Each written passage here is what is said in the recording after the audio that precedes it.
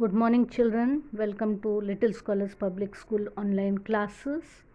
Now, till now, we have studied in the endogenetic movements about how fold mountains are formed and the block mountains are formed. And now we are going to study about continent building. Children, now we are going to study about the continent building. Slow movements that occur towards the center or from the earth's crust towards the earth crust. Because of these movements, a vast part of the earth's crust gets uplifted and gets subsidized. So when such a part of the earth's crust is uplifted above the mean sea level, continents are formed, and therefore these movements are called continent building movements. Now many extensive plateaus can also be formed because of such movements. If the originally continental portion of the crust subsides below the sea level, it forms a part of the seabed, and if it is uplifted, then it becomes the continent. Now we are going to study about the sudden movement. Till now, we have studied in the beginning of the chapter about the earthquake. Now, what is earth? Earth means ground, and quake means trembling. Earthquake is the movement of the earth's crust. You have been acquainted with the magnitude and the effects of the earthquake to the activity at the beginning of the chapter. Now, we'll study the sudden movement which called earthquake and volcanoes in the earth's interior in detail.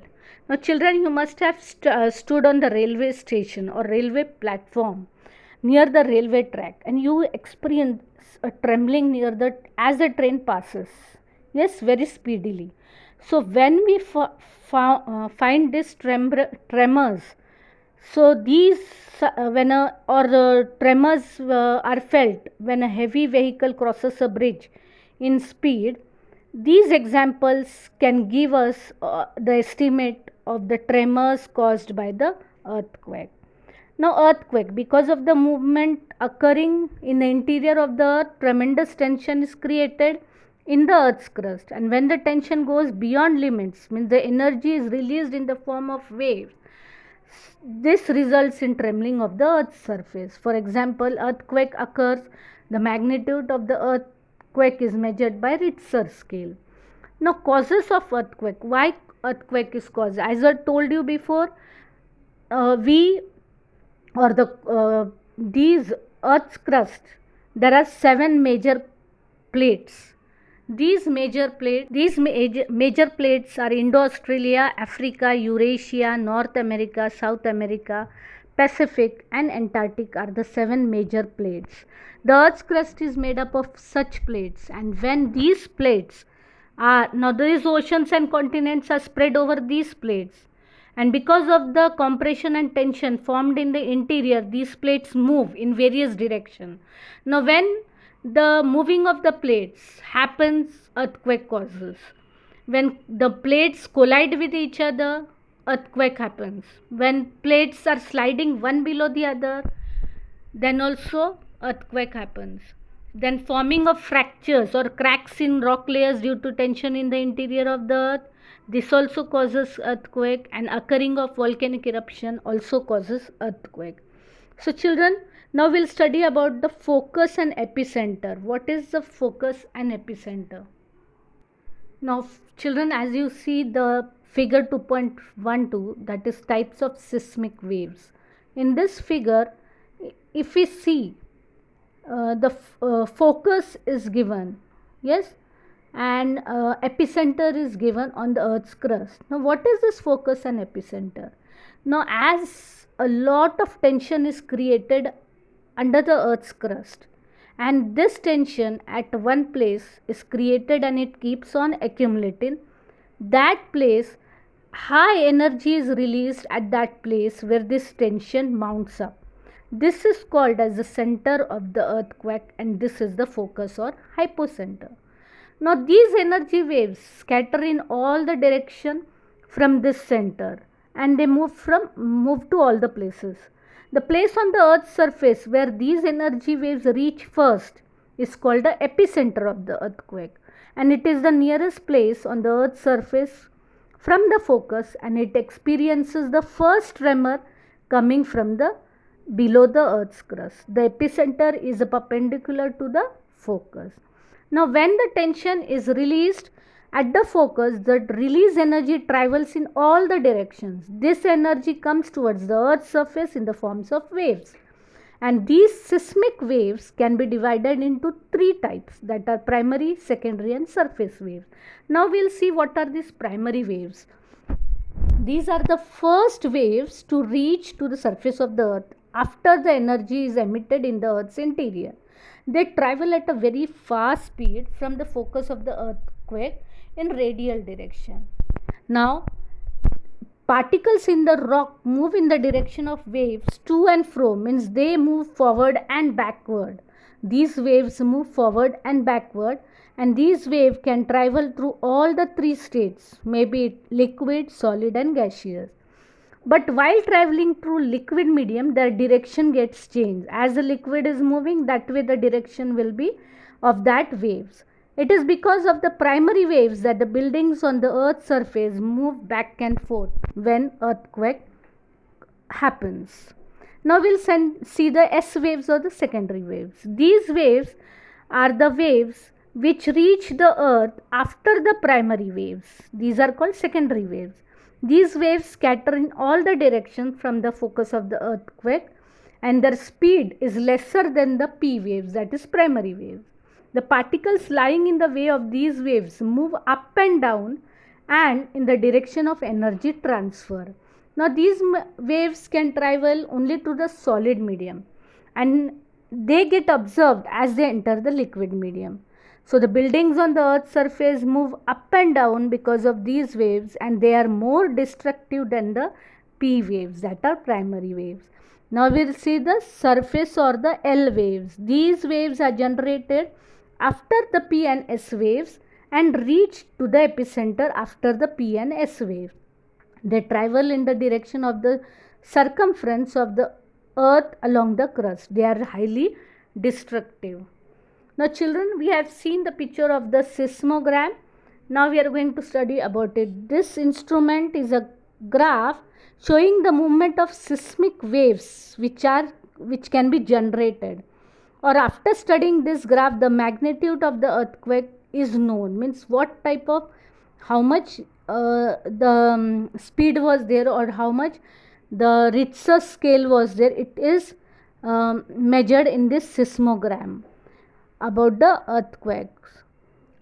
Now, with the help of modern technology, advanced seismograms have been designed. So, with their help, even microseismic waves can be measured. Now, children, these are the activities which you have to try. So, hang a heavy bag or pouch on the book on a hook of a spring balance as shown in the figure 2.13. Now, pull the bag down and release it above the spring. Note the movement of spring.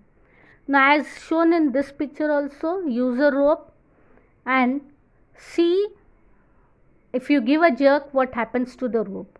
And next is the spread rangoli on a large plate and just give a flick on the lower side. See what happens. This activities you try at home. Now, children, find out.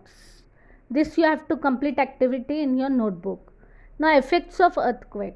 What are the effects of earthquake? Children, as we know, as we learn, we have learned from many years that because of earthquake, fractures or cracks develop on the ground. Then earthquake causes landslides, which leads to sliding of rocks. Then the groundwater changes its course. Wells may get dry or may dry up. Then some area gets uplifted while some may subsidize. Then tsunamis are generated in oceans. These waves cause a great loss of life and property in the coastal areas. And in snow covered areas, avalanches may also occur. Then buildings collapse, loss of life and property occurs, transportation routes gets disrupted, and lot of communication system collapse. Now, these are the effects of earthquake.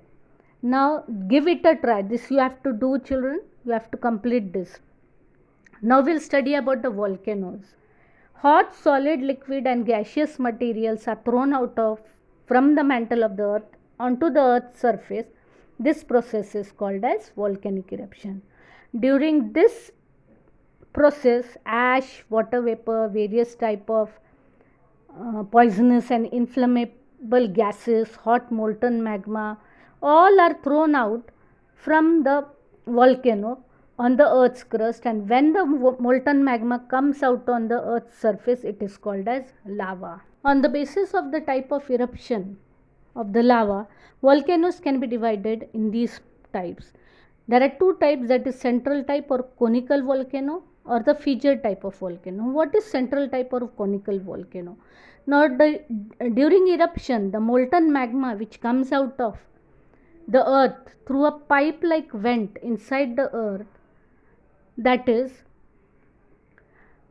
it spreads around the mouth of this vent when it comes out. Means it comes from a single point or a single vent, and it spreads around the mouth of the volcano. As a result, cone shaped mountains start forming, and conical shaped mountains start forming, and conical volcanoes mountains are formed. So there are many types of these mountains also, that is Mount Fujiyama in Japan, Mount Kilimanjaro in Tanzania are the examples of these central type volcanoes and conical volcanoes. Now, fissure type of volcanoes. Now, during the eruption, when the magma comes out of from a, not only from a single vent, but from many cracks or many fissures, so it is called a fissure type volcanic eruption. The molten material which is coming out with the eruption spreads on both the sides of the fissure. So as a result, volcanic plateaus are formed, and the Deccan Plateau is such a good example of this fissure type volcano, which you can see in figure 2.17. Now always remember, children, according to the periodicity, that is the time period of the volcanic eruption, three types of volcanoes can be identified. See, if the volcanic eruption are regular even at the present time, or they are always erupting, such volcanoes are called as active volcanoes. For example, Mount Fujiyama or Mount Stromboli in Mediterranean Sea. But when a volcano has not erupted since long but may become active suddenly, it is called as dormant volcano. For example, Mount Vesuvius in Italy, Mount Katmai in Alaska, Barren Island in India. And the third one is those volcanoes which have not erupted in the past since long and are not likely to erupt in the future are called extinct volcano. For example, Mount Kilimanjaro in Tanzania. Now children, this make friends with map you have to complete in your notebook. See children, in this map they have shown all the 7 major plates on which our oceans and continents are spread. So there are 7 major plates: Indo-Australia, Africa, Eurasia, North America, South America, Pacific and Antarctic are 7 major plates which move when compression and tension is formed in the interior of the earth in various directions.